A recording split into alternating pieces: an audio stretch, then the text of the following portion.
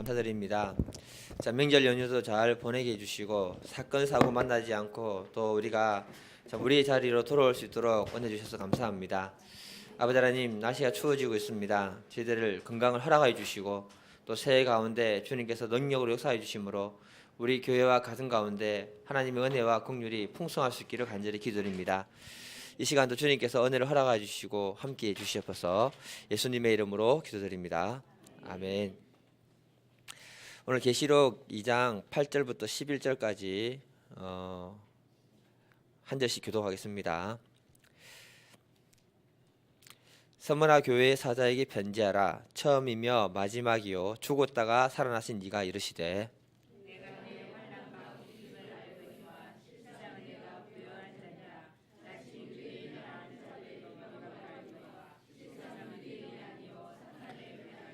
너는 장차 받을 고난을 두려워하지 말라. 볼지어다 마귀가 장차 너희 가운데서 몇 사람을 오게 던져 시험을 받게 하리니 너희가 10일 동안 환난을 받으리라.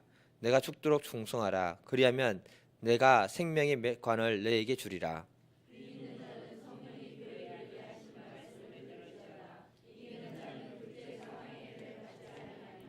아멘.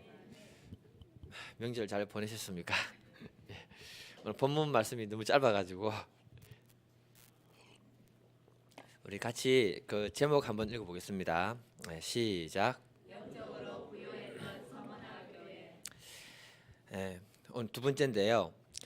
그 하나님의 말씀을 보면은 우리의 생각하고 하나님의 생각하고 굉장히 다를 때가 많습니다.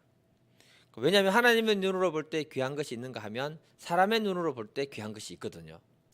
예를 들면 한 가난한 과부가 성전에서 하나님 몰래, 사람들 몰래 두렵던 헌금하는 것을 주님이 지켜보십니다. 얼마 후에 또 큰 부자가 헌금하는 것을 지켜보십니다. 그것을 지켜보시던 예수님이 한 과부가 드렸던 그 두렵돈이 저 부자가 드린 헌금보다 더 많은 헌금이다, 이렇게 칭찬을 하십니다. 왜냐하면 그녀에게 있었던 그 두렵돈은 그녀의 전 재산이라고 이렇게 말씀하시고요. 반면에 부자가 드린 것은 자기가 가진 것 중에 일부분을 하나님께 드린 것뿐이다, 이렇게 말하고 있습니다.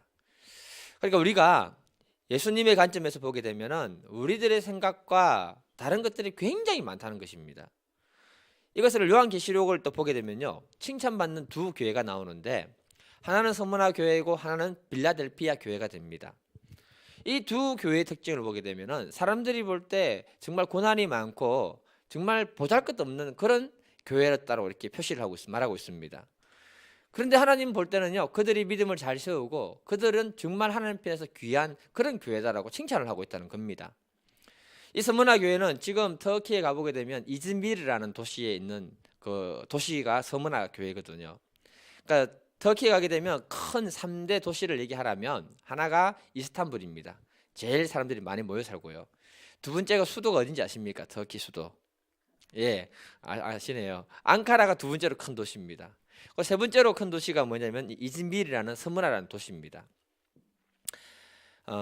이 도시는 고대 헬라 사람들에게 굉장히 사랑을 많이 받았던 유명한 도시입니다. 그래서 그 도시 파고스 언덕 위로 올라가서 도시를 보게 되면 아름다운 지중해 바다와 그 지역의 자연 환경 때문에 사람들이 굉장히 많이 몰려왔고 그 위에 올라가서 보기만 해도 자연스럽게 시가 저절로 나온다고 이렇게 얘기를 하고 있어요. 하여튼 그렇습니다. 그리고 또 상식적으로 하나 알아야 되는 건 뭐냐면은 일리아드 오디세이의 작가 호모 있죠. 호모, 그 사람이 고향이 어디냐면 이 서머라는 지역입니다. 좋은 곳에 태어난 겁니다. 역사학자 키게로는요, 뭐라고 얘기했냐면 이 서머나를 가리켜서 아시아의 보석이라고 이렇게 극찬을 했던 곳이 이 아름다운 이 도시입니다. 이곳은요, 지금도 기독교인들이 많이 살고 있습니다. 그리고 그곳에는 폴리갑의 기념 교회가 있습니다.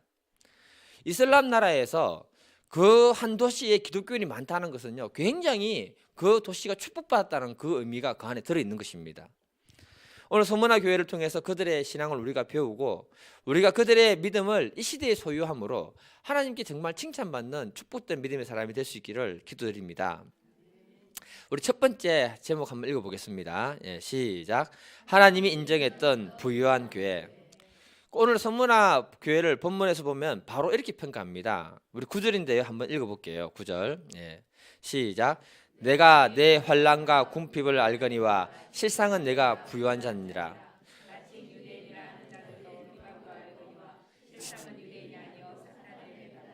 예, 아멘. 그러니까 우리 예수님이 서문화 교회에 대해서 평가를 딱 했던 게 뭐냐면은 수식어도 없고요. 뭐라 하느냐? 너희들의 환난과 너희들의 궁핍을 내가 너무 잘한다. 그리고 너희들은 영적으로 부유한 자다. 이렇게 딱 얘기하고 끝을 냅니다. 이 보면요, 예수님도 표현하는 방법이 경상도 사람하고 비슷한 것 같아요. 여러분, 경상도 사람들은 항상 결론만 얘기하는 거 아시죠? 말이 짧아요. 예. 그리고 수식어가 안 붙어요. 예수님도 보면은. 그리고 오늘 본문 9절 한 말씀을 보면은 서문화 교회가 어떤 교회인지를 정확하게 주님이 진단하고 그들을 위로하고 있다는 겁니다. 그러니까 우리 주님이 그 교회를 보시면서 너희들에게 있는 그 환난과 궁핍과 어려움을 내가 안다. 지난 시간에 안다라는 말이 어떤 의미인가를 한번 설명해 드렸습니다. 그러니까 우리가 이 교회의 환난과 궁핍을 알아야 되는 이유가 뭐냐 하면요, 제가 앞부분에서 말씀드렸던 것처럼 서문화 교회는 고대 헬라 지역 사람들, 로마 지역 사람들에게 굉장히 사랑받고 이쁜 그런 도시였습니다. 그러다 보니까 이 도시에 사람들이 많이 몰려오고요. 그리고 그렇게 멋진 도시이다 보니까 항구 도시로서 굉장히 상업과 무역이 많이 발달했던 곳입니다. 그래서 이 지역은 지역 경제가 활성화된 자치 도시였다. 이렇게 생각하시면 되는 겁니다. 지금으로 생각하면. 그리고 굉장히 아름다운 도시이다 보니까 많은 사람들이 모여들었는데 그때 당시 인구로 볼 때 20만 명 정도가 모여 살았던 도시입니다. 별로 이렇게 놀라진 않으시겠지만 엄청 많은 사람이었다라고 생각하시면 됩니다. 그 당시에. 그래서 문제는 뭐냐? 이 도시에 복음이 전파되면서 생기는 문제였다는 겁니다. 많은 유대인들 중에 개종해서 기독교인이 된 사람들이 있었거든요. 반면에 변화받지 못하고 개종하지 않은 유대인들도 굉장히 많았습니다. 그러다 보니까 진짜 신앙을 지킨다고 하면서 구별된 삶을 살기 시작할 때 그들의 모습을 보는 변화받지 못한 유대인들은 그들을 갖다가 눈에 가시로 생각하고 그들에 대해서 좋게 생각하지 않는다는 것입니다. 왜냐하면 유대인들은 대부분은요, 그 시대나 지금 이 시대나 주로 장사를 했습니다. 장사를 너무 잘하는 민족이 누구냐? 유대인입니다. 돈이 제일 많은 민족이 누구다? 유대인이에요. 장사에서. 그러니까 이들이 장사를 해나가면서 분위기를 맞춰주고 적당히 세상과 타협하면서 돈을 다 벌었던 것이거든요. 이해되시죠? 네. 그러면서 로마 사람들이 모여들면은 그때 당시 로마 사람들이 모여들면 발달하는 건물들이 있습니다. 그 건물들이 뭐냐? 큰 목욕탕. 우리나라 제일 큰 목욕탕을 저 터키에 가서 보면은 잽이 안 됩니다. 길이가 150m나 됩니다. 예, 밀레도 가보면은 150m나 되는 목욕탕이 있습니다. 예, 그냥 목욕탕이 아닙니다. 그리고 로마 사람들이 모이는 곳에는 반원형 경기장, 또 술집, 유흥촌 이런 것들이 굉장히 많이 모였는데 이때 유대인들이 그런 한락 산업과 연관되어져 가지고 굉장히 장사를 많이 하고 돈을 벌었던 사람들입니다. 그러다 보니 변화된 유대인들 중에 저것은 제자라고 말할 때 변화받지 못한 유대인들은 기분이 좋을까요? 나쁠까요? 나쁘지요. 바른 말 해주면 싫습니다. 예. 이때 영향력 있는 믿음의 사람들로 인해서 점점 복음이 전파되면서 그 지역에 기독교의 영향력이 점점 강해지기 시작했던 것입니다. 그러니 술과 유흥산업이나 여러 가지 많은 부분에 있어서 뭐가 생기느냐? 갈등이 생기고 그 부분에 있어서 문제가 생기기 시작하고 경제적인 손실이 따라오기 시작하는 겁니다. 마치 뭐하고 똑같은가 하면요, 사도행전 19장을 보게 되면 사도 바울이 에베소에서 복음을 전하잖아요. 그때 많은 사람들이 예수를 믿게 되고 얼마만큼 강력한 세력을 얻었냐면은 마술사들이 책을 다 불태우면서 예수를 믿는 그런 믿음의 역사가 일어났습니다. 그러니 그때 에베소 도시는 아담의 여신을 중심으로 해서 상업과 무역과 경제 구도가 다 되어 있었는데 예수 믿는 사람이 너무 많이 늘어나니까 장사가 안 되는 거예요. 장사가 안 되니까 그들이 사도 바울을 잡아서 터키의 에베소 가보니까 원형 경기장 있잖아요. 거기에 그 사도 바울을 세워서 2시간 동안이나 위대하다 아데미아 하면서 콘소리 치면서 데모를 했던 곳이 그런 상황이었던 것입니다. 그거 분위기가 비슷했다 이렇게 생각하시면 됩니다. 그러면서 서문화의 영적인 환경은요, 로마 황제 숭배 사상을 처음으로 시작했던 곳이 어디냐? 이 서문화라는 도시예요. 그래서 로마의 역사학자 키케로가 뭐랬냐면 서문화는 우리의 가장 충성스럽고 오래된 원조자다라고 할 정도로 굉장히 이렇게 좋아했습니다.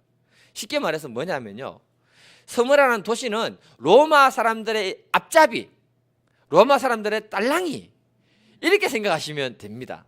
제가 표현을 좀 이렇게 이상하게 하지만 이해를 위해서 그렇게 말씀드립니다. 그렇게 해주니까 그러면 로마는 이 스무라는 도시에게 혜택을 많이 줄까요, 안 줄까요? 줘야죠.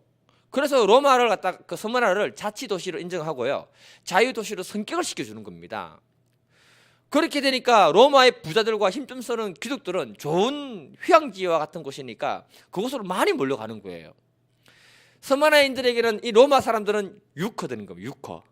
발음이 안 되네. 유커. 예.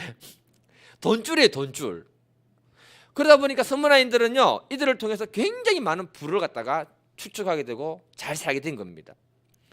여기에 많은 유대인들이 관련되어 있다 보니까 스무라는요, 여러 가지 향락 문화와 함께 신전들이 많으면서 영적 구도도 굉장히 좋지 못하는 그런 상황에 있다는 것을 말해주고 있는 겁니다. 그 속에서 진실한 믿음의 사람들이 믿음으로 살고자 할 때, 저것은 죄악이다라고 얘기할 때 가장 싫어했던 사람들이 누구냐? 바로 하나님을 섬겼던 유대인들이라는 사람들이 가장 하나님 그들을 싫어했다는 거예요. 그래서 이들은요, 기독교인들을 잡아서 죽일 때 가장 많은 도움을 주었던 사람들이 누구냐? 유대인들이란 겁니다. 계시록 2장 9절 후반부에 뭐라고 얘기하느냐? 이 유대인들을 가리켜서 사탄의 회당이라고 이렇게 얘기하는 이유가 거기에 있는 것입니다. 스무라 교인들이 믿음으로 사는 것 때문에 죄를 지으면서까지 장사하고 경제 활동하는 것을 거부하다 보니 당연히 자기들의 경제적인 수준은 어렵다, 안 어렵다? 어려워지는 것이고, 많은 유대인들과 로마 사람들이 기독교인들을 핍박할 때 그 어려움들을 당해야만 하는 이중적인, 삼중적인 고통들이 그들에게 있었다, 이것을 말해주고 있는 겁니다. 그래서 실제로 그들의 삶은 궁핍했고 말할 수 없는 고난과 눈물들이 그 안에 있었다, 이렇게 말해주고 있는 겁니다. 이런 배경 속에서 스무라의 편지를 쓰면서 주님이 뭐라 하시느냐? 너희들의 그 신앙 때문에 환난 당하고 고난 당하고 어려움 당하는 것을 내가 다 안다. 이 한마디가 굉장히 그들에게 큰 위로가 되는 거예요. 그러면서 하시는 말씀이 뭐냐? 너희들이 진짜 영적으로 부자다, 이렇게 얘기해 주는 겁니다. 우리가요, 하나님의 관점에서 우리 신앙을 한번 살펴볼 수 있어야 됩니다. 믿지 않는 남편 때문에, 믿지 않는 시댁 때문에 교회를 겨우 나오면서요, 주님을 사랑하고자 몸부림치는 분들이 있는가 하면요, 정말 신앙생활 하기 좋은 환경 속에 있으면서도 예배를 어쩔 수 없이 겨우 나오시는 분도 있습니다. 주님이 이 두 사람을 비교해 볼 때 누구의 믿음을 더 축복할 것인가? 당연히 주님 보실 때 어려운 가운데서도 주일 성수하고자 하고 하나님을 경외하고자 하는 그 사람을 하나님은 너가 정말 영적으로 부유한 자고 축복된 자다, 이렇게 하나님 축복하시게 되는 겁니다. 우리가 알아야 되는 게 뭐냐 하면요, 온실 속에 키워진 꽃의 향기와 야상들에서, 제가요 이 목소리를 좀 바꾸려고 신경 쓰면서 설교를 하려 하니까 너무 안 되네요. 저는 목에서 나오는 목소리이기 때문에 또 돌아가네. 제가 들어도 제 목소리는 너무 싫어요. 그런데 이렇게 앉아서 들어주시는 여러분을 생각할 때 너무 감사합니다. 그러니까 온실 속에 자라는 그 꽃의 향기하고 야생들에서 자라는 그 꽃의 향기는 다를 수밖에 없는 겁니다. 비바람을 맞으면서 자라는 그 야생 그 들의 꽃이 향기가 있고 그것이 약으로 쓰임 받는 거예요. 이것처럼 때론 최악의 상황 속에서 우리들이 주님을 향한 그 신뢰를 놓지 않고 있는가? 주님 때문에 경제적으로, 사회적으로 내가 손해를 볼 수 있는가? 정말 내 신앙 때문에 내 기득권을 내려놓고 주님을 따라갈 수 있는가? 저는 오늘 말씀을 준비하면서 이런 생각이 들었습니다. 정말 자신의 신앙을 위해서 자기의 기득권을 내려놓고 저희 교회로 오신 분들을 생각할 때 정말 귀하다는 생각이 들었습니다. 그거 쉽지 않거든요. 하나님을 향한 내 믿음과 신앙 때문에 내가 손해볼 수 있다면 그 사람이 영적으로 부유한 자고 그 사람이 하나님 볼 때 귀한 자라고 이렇게 말씀하시는 겁니다. 그래서 주님 보실 때 주님 때문에 자신의 모든 것을 내려놓은 그 사람을 하나님은 축복하시고 귀하게 생각하는 거예요.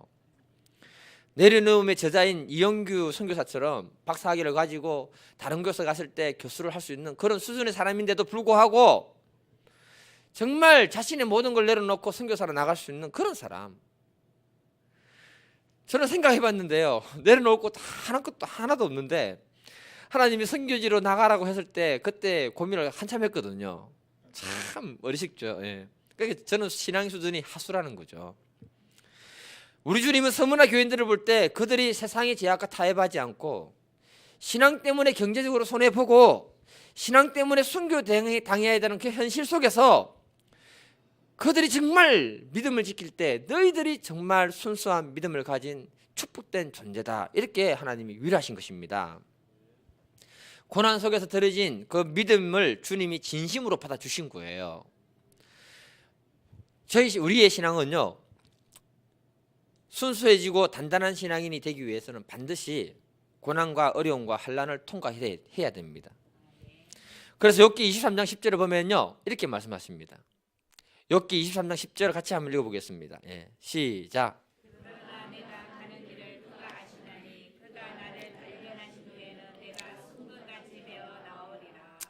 아멘. 우리가 고난과 환난 속에 있을 때 주님이 우리를 찬찬히 보신다는 겁니다. 그 어려움 속에서 우리들이 어떻게 주님 앞에 내 자신을 세우고 말하고 행동하는가, 그걸 통해서 주님은 우리를 평가 다 하십니다. 우리가 좋을 때 신앙이 좋은 건 아무나 다 좋습니다. 예. 근데 궁핍과 환난과 어려움이 있을 때에도 내 마음의 자세가 흩어지지 아니하고 주님의 몸된 교회를 섬길 수 있다면 그게 진짜 믿음이라는 겁니다. 오늘 본문 9절에서 주님은 이렇게 말씀하십니다. 자칭 유대인이라 하는 자들의 비방도 알거니와 실상은 사탄의 회당이다. 서머나 교인들을 힘들게 했던 족속이 유대인들이라는 거예요. 하나님을 아는 자들. 그들이 하나님을 섬기는 사람들인데 오히려 기독교인들은 굉장히 핍박하는 마귀의 존재로 쓰임받았다, 이렇게 얘기하고 있습니다. 이 말씀에서 알 수 있는 것은 뭐냐 하면은 우리도 성령 충만하지 아니하고 하나님의 뜻을 쫓아가는 삶을 살지 않게 되면 나도 모르게 사탄에게 쓰임받을 수 있다, 이렇게 말하는 거하고 같습니다. 히브리서 10장을 보게 되면요, 그 당시 그 백성들이 고난을 굉장히 많이 당했는데 이렇게 말합니다. 10장 32절에서 36절을 보면 비방과 환난으로 사람들에게 구경거리가 되었다. 감옥에 가고 어려운 형편 속에 있을 때 그런 사람들을 사귀는 낮은 존재가 되었다. 34절에서는 자신들의 소유를 다 빼앗겼다, 이렇게 얘기합니다. 아마 이 말씀이 그 당시 서머나 교회와 그 당시 믿음으로 살아가는 사람들에게 이런 고난과 환난이 있었다는 것을 말하고 있지 않는가, 그렇게 생각합니다. 오늘날도요, 중동권에 가보게 되면 신앙 때문에 핍박당하고 순교당하고 자기 재산을 빼앗기는 사람들이 있습니다. 그들이 무슬림이 아니라는 이유 때문에요, 경제적인 활동을 제대로 못하는 사람들도 있습니다. 북한 선교하시는 분들의 이야기를 들어보면은 북한의 한 노인은 작은 방석 안에 성경을 숨겨두고 읽고 기도하다가 들킨 거예요. 발각이 되어서 성경을 태우라는 명령을 받았지만 그 성경을 태우지 않는 바람에 인민재판을 받고 사형당했다고 합니다. 열악한 환경 속에서도 주님을 향한 그 사랑을 가지고 죽음의 위협 속에서도 신앙을 지킬 수 있는 그 사람을 주님은 지켜보고 계시는 것입니다. 그리고 그들을 주님은 축복하시고 너가 영적으로 부유한 자다, 이렇게 말씀해 주시는 겁니다. 전에 우리 교회가 청송교도소에서 사역했던 박효진 장로님 불러서 집회했던 적이 있지요. 그분이 무슨 이야기를 하신다면 혹시 기억나는가 모르겠습니다. 하나님이 보실 때 큰 교회가 있는가 하면 작은 교회가 있다, 이렇게 말했습니다. 기억이 나십니까? 메시지 쓰다 보니까 생각나더라고요. 예. 왜 이런 말을 했을까요? 그분이 수많은 교회를 돌아다니시잖아요. 다니면서 느낀 게, 성령이 감동 주신 게 뭐냐, 교회는 크지만 하나님이 볼 때 작은 교회가 있고 교회 사이즈가 작지만 주님을 사랑하는 믿음의 사람들이 많은 그런 큰 교회가 있다는 거예요.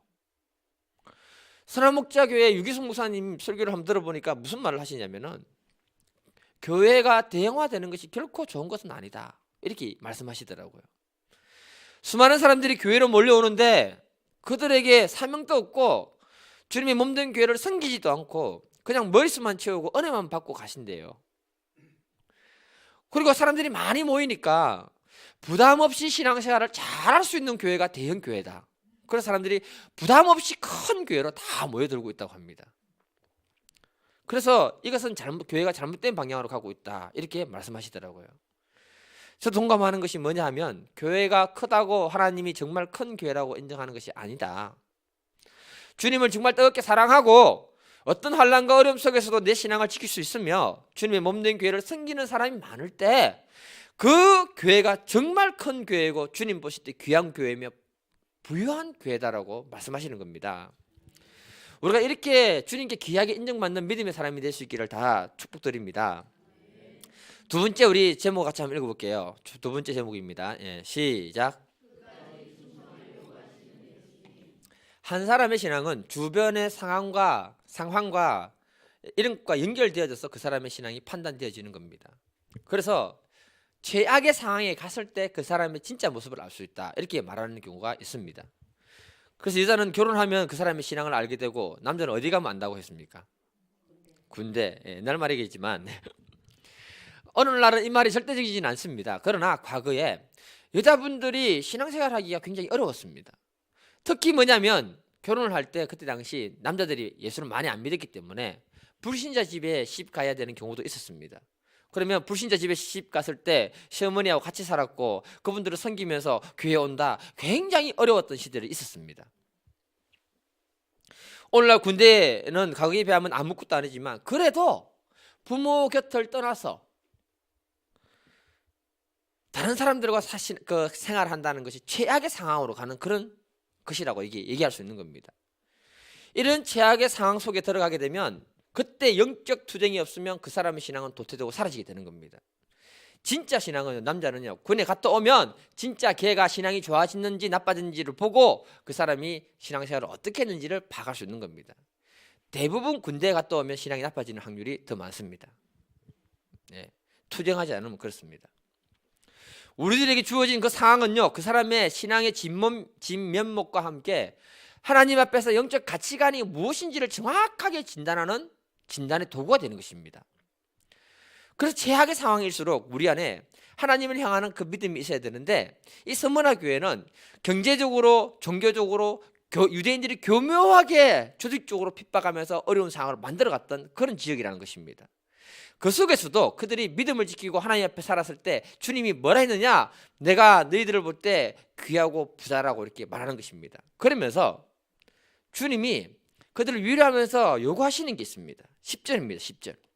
주님이 더 강하게 요구하시는데 같이 읽어보겠습니다. 10절 시작. 너는 장차 받을 고난을 두려워하지 말라. 볼지어다 마귀가 장차 너희 가운데서 몇 사람을 옥에 던져 시험을 받게 하리니 너희가 10일 동안 환난을 받으리라. 내가 죽도록 충성하라. 그리하면 내가 생명의 관을 내게 주리라. 우리 주님이 서문화 교회를 위로를 해주면서 그냥 잘 살아라고 하지 않고 더 강하게 요구하고 있습니다. 장차 받게 될 고난을 두려워하지 말라. 서문화 교인들 입장에서 볼 때 현재 받는 그 고난도 힘든데 앞으로 고난이 더 있다는 거예요. 고난이 장기화되면 사람들은 무너집니다. 그런데 주님은 그걸 두려워하지 말고 이겨내라고 얘기합니다. 왜 이런 요구를 주님이 하셨을까? 제가 생각합니다. 우리의 신앙은요, 어려움 속에서 뒤로 물러서는 것이 아니라는 것을 말하고 있는 거예요. 고난 속에서, 어려움 속에서 뒤로 물러나지 않는 담대함이 있을 때 하나님의 능력이 무엇인지 우리의 삶 가운데 우리가 경험하게 되는 것입니다. 그리고 우리가 그 어려움과 고난을 자꾸 피하다 보면은 마귀에게 넘어가게 되고요, 결국은 신앙에서 멀어지게 되는 경우들이 굉장히 많은 것입니다. 히브리서 10장 38, 39절 같이 한번 읽어보겠습니다. 시작. 나의 의인은 믿음으로 말미암아 살리라. 또한 뒤로 물러가면 내 마음이 그를 기뻐하지 아니하리라 하시느니라. 우리는 뒤로 물러가 멸망할 자가 아니요 오직 영혼을 구원함에 이르는 믿음을 가진 자니라. 아멘. 그러니까 우리가 뒤로 물렀으면 결국은 마귀의 유혹에 넘어지게 되고 많은 자가 된다라고 성경은 말하고 있는 겁니다. 제가 이것을 언제 경험했냐면요, 군대입니다. 군대. 제가 메시지를 쓰면서 한계를 경험하는 게 뭐냐면, 내 이야기 말고 다른 좋은 이야기 있으면 좀 말씀드리고 싶은데 이 상황에 가장 적합한 이야기가 이거밖에 없는 거예요. 또 이야기하게 되는데 들은 분들은 처음 듣는 것처럼 또 들어주시기를 바랍니다. 제가 군대 갈 때 뜻을 딱 하나 세웠습니다. 그게 바로 뭐냐? 주일 성수하겠다. 그 뜻을 세우고 제가 군에 갔거든요. 이등병이 되면서 사실 자대에 배치를 받잖아요. 이등병 때 자대에 배치 받으면 정신이 있습니까? 없습니까? 없습니다. 강심장도 없습니다. 예. 적응한다고 힘들지 고참들 파악한다고 힘들지. 이등병은 시키면 시킨 대로 하는 졸병입니다. 예. 이등병은 바른거리 없습니다. 예. 앉아있을 때 고참이 툭 건드리면 네 이병 누구 이렇게 하는 게 이등병입니다. 아시죠? 그런데 군대 가면 이상한 종교가 하나 있어요. 그 종교가 뭐냐? 축구라는 종교예요. 이 종교는 주일날 꼭두 새벽부터 연명장 지키는 것으로부터 시작이 됩니다. 그리고 아침밥 먹고 나면 점심 먹을 때까지 하고요. 그날 필 받으면 점심 먹고 저녁 먹을 때까지 축구를 합니다.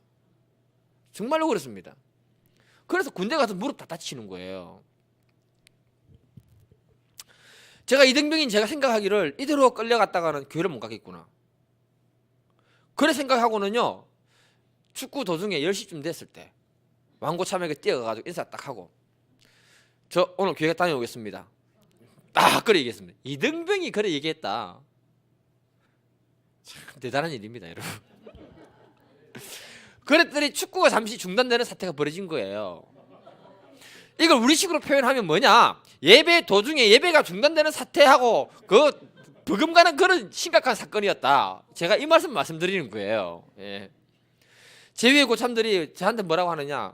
갔다 와서 한번 보자. 예. 왕고참도 기가 차다고 그냥 보내주는 거예요. 그래서 인사하고 왔습니다. 씻고 교회 갔습니다. 예. 까짓것 하고. 그때부터 고참들에게 갈굼당하고요. 얻어맞으면서 교회를 가게 된 겁니다. 그랬더니 제 위에 고참 한참 고참 중에 한 분이 내부반에서 모임할 때 뭐라고 하느냐? 야, 쟤는 진짜 교회 가는 아이 맞다. 교회 보내라. 그렇게 딱 하시는 거예요. 할렐루야. 엄청 은혜를 받았습니다. 근데 알고 보니까 이분이 아버지가 목사님인 거예요. 그런데 교회를 안 다니다 보니까 군대 문화에 동화되어서 술, 담배 다 비우고 신앙을 놓쳐버린 거예요. 한 번 물러서니까 마귀는 그 사람의 신앙을 무너뜨리는 겁니다. 우리가 아무리 모태 신앙이라 하더라도요 2년만 교회 안 다니면 불신자하고 똑같이 됩니다. 더 심하게 됩니다. 예. 원래 핍박은 누가 하느냐? 아는 사람이 핍박합니다. 모르는 사람 핍박 잘 못합니다. 예. 그래서 우리 주님은 서머나 교회 사람들을 위로하시지만 앞으로 받게 될 고난을 두려워하지 말라고 단호하게 말씀하시는 거예요. 고난이 두려워서 물러서게 되면 너희 신앙은 앞으로 도태되고 마귀에게 밥이 될 것이다. 그렇게 주님이 말씀하시는 겁니다. 또 앞으로 너희 가운데 사람들 중에는 감옥에 던져지고 고난과 시험을 받는 사람들이 많이 있을 것이다. 그러니 마음을 단단하게 먹어라. 이렇게 주님이 더 강한 것을 요구하고 있다는 것입니다. 내가 죽도록 충성하라. 그리하면 생명의 면류관, 옛날에 면류관이었습니다. 관을 내게 주리라. 우리 주님은 뒤로 한 발자국도 물러서지 말고 아예 죽을 각오로 충성하라. 이렇게 요구합니다. 야, 우리 주님 푸시를 대단하게 잘하십니다. 딱 제 스타일입니다. 여기에 충성이라는 단어를 보면요, 제가 한자로 써놨습니다. 충성. 예. 충성. 마음 심자잖아요. 우리 마음 한 가운데 이 말씀 원자입니다. 하나님 말씀을 이룰 성자입니다. 이루기까지 하는 게 충성이다. 예, 해석 잘하죠. 좀 더 다시 말하면요, 우리가 주님께 충성한다는 것은 우리 마음 중심 깊이 하나님 말씀을 받아들이고 그 말씀이 이루어지도록 최선을 다하는 것이 바로 충성이다. 이렇게 얘기하시는 거예요. 그럼 오늘 본문에서 우리 주님이 한자를 얼마나 잘하셨는지 선문화 교회에게 정확하게 충성하라 이렇게 말씀하고 계십니다. 이 일을 누가 잘했냐면 사도 바울이 굉장히 잘했거든요. 그래서 사도 바울은 사도행전 20장 23절 24절에 보면 오직 성령이 각 성에서 내게 증언하여 결박과 환난이 나를 기다린다 하시나 내가 달려갈 길과 주 예수께 받은 사명 곧 하나님의 은혜의 복음을 증거하는 일을 마치려 하면은 나의 생명을 조금도 귀한 것으로 여기지 아니한다. 이렇게 말씀하고 있습니다. 자기 목숨 걸고 주님 주신 사명을 다 감당하고자 하는 그 마음 자체가 바로 뭐냐? 충성. 이렇게 말하고 있는 겁니다. 하나님이 이렇게까지 우리에게 충성을 요구하는 이유가 뭘까요?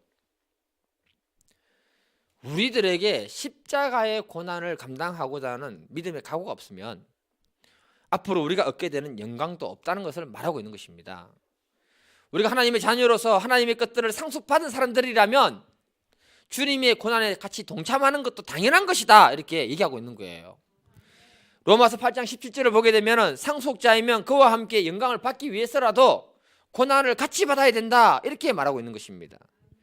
이 요한계시록이 기록되어지고 난 다음에 60년 후에 사도 요한의 마지막 제자인 폴리갑이 순교를 합니다. 그때 그 황제가 마르쿠스 아우렐리우스라는 사람인데 이 사람은 철학자였습니다. 처음에는 기독교인들을 갖다가 우호적으로 생각하다가 나중에 박해를 했는데 그때 폴리갑이 순교를 당하는 거예요. 폴리갑이 끌려갈 때 로마 군인들이 끊임없이 요구합니다. 한 번만 예수를 모른다고 해라. 그러면 너를 풀어주겠다.